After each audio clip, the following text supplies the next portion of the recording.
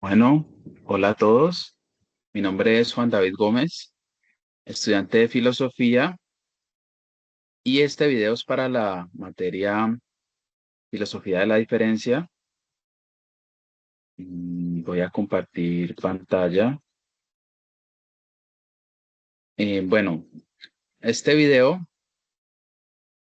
o mejor dicho, este va a ser un canal llamado Filosofía para Legos, en el cual se abordarán ideas filosóficas, textos filosóficos de una manera sintética, lúdica, no necesariamente muy formal.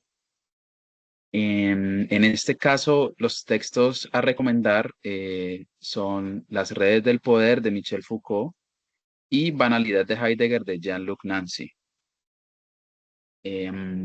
A ver, ¿por qué recomendaría cada uno de estos textos? Lo voy a exponer en lo que viene. En el texto de Michel Foucault, Las redes del poder, mm, se abordan ideas que a mi juicio son no solo de importancia teórica, sino que además se adaptan a múltiples problemáticas de la actualidad, eh, sobre todo porque en este texto Michel Foucault expone el poder en su noción, mm, da una visión respecto a lo que el poder es o aborda unas tesis respecto a él. A ver, podríamos decir que en Foucault el poder, en la red del poder, no es visto como una cosa o como una propiedad, es más bien una suerte de tejido, una red de relaciones complejas que atraviesan todos los ámbitos de la vida. Tampoco es algo que se posea, precisamente no es una cosa. Esto es algo más bien que se ejerce eh, constantemente y no está circunscrito a un ámbito puramente jurídico, judicial, etcétera.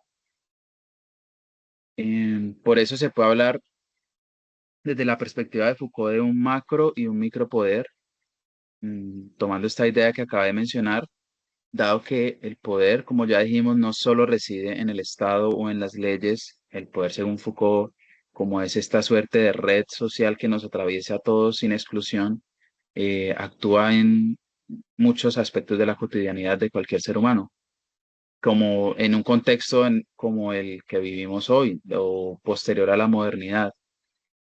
Así vemos que ese poder pues atraviesa la escuela, la fábrica, los hospitales psiquiátricos, la medicina, en cuestiones como los exámenes de los colegios, de las universidades, en la mirada del otro sobre nosotros.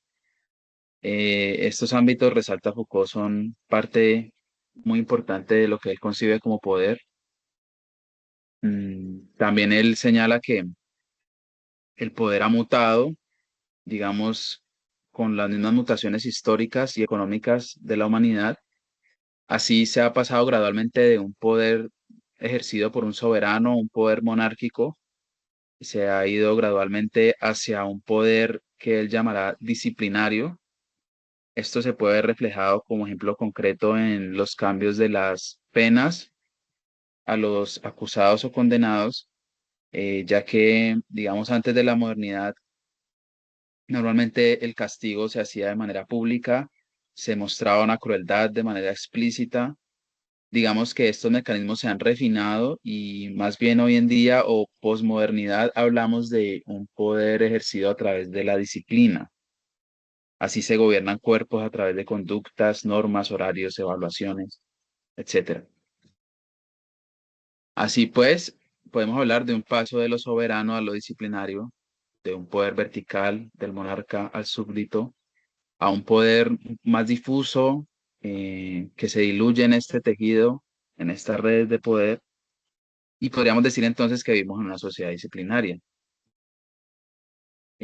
Asimismo, este poder difícilmente podemos ubicarlo en una simple dialéctica de opresor y oprimido, porque aquí el poder es entendido de una manera mucho más difusa, incluso desigual, aunque todos estemos pues atravesados por él, ¿no? Ahora bien, ¿por qué recomendaría el texto de Nancy, Banalidad de Heidegger. A ver, creo que él aborda, retoma una idea bastante importante de la obra de Arendt, que es el tema de la banalidad del mal, propiamente que interroga Arendt. Eh, entonces, Nancy un poco se pregunta qué tanto implica esta banalidad, a qué se refiere, cómo puede darse en la filosofía. Entonces, interroga por este concepto. Y más que buscar juzgar moralmente a Heidegger, él hace una crítica más bien de cómo puede permear la banalidad del pensamiento en ámbitos tan serios como pueden ser la filosofía o en filósofos de tanto renombre. Mm, así pues, propone que esta banalidad surge cuando el pensamiento, sin darse cuenta, se cierra sobre sí. Esto lo hemos visto pues en toda la historia de las ciencias y de la filosofía y la historia humana. ¿Qué sucede cuando un pensamiento se cierra sobre sí, lo reconozca o no? ¿Cuáles son sus consecuencias? Em, También aborda algo que podríamos llamar la política del ser en Heidegger, en el que él de algún modo derivó su pensamiento en unas cuestiones políticas que se pueden ver incluso como ideológicas, ya que de alguna manera Heidegger filosóficamente ontologiza la política o una ideología política, en este caso muy ligada al nacionalsocialismo alemán. Esto lo pone, lo ilustra a través de cómo Heidegger se expresa respecto del pueblo judío, respecto a la misión que éste ha representado en Occidente.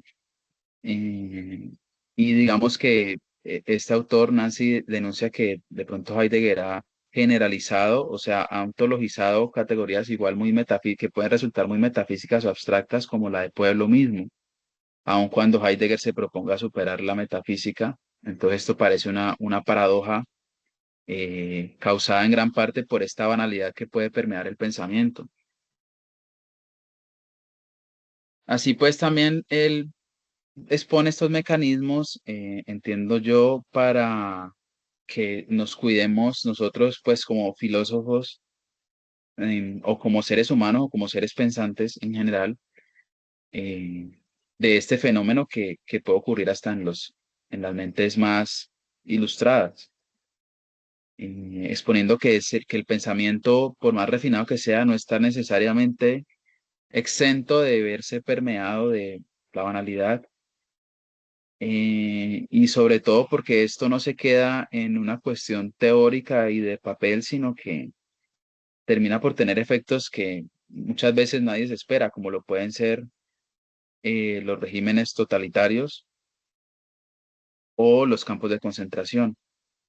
Si bien no haya como vincular directamente, no se le puede culpar a Heidegger de algo así, sí se analiza una posible relación entre la ideología que hay detrás, la ideología que terminó derivando en los campos de concentración y en la ontologización de conceptos tales como raza o pueblo, en este caso pues el judío, que es el que sirve de muestra o de ejemplo.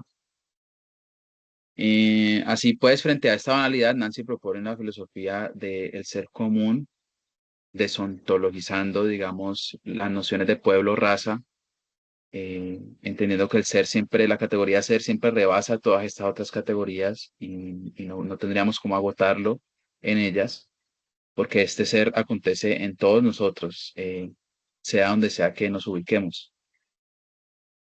Em, Ahora bien, pues para cerrar, podría decir que tanto Foucault como Nancy muestran que el poder y el pensamiento no son neutrales.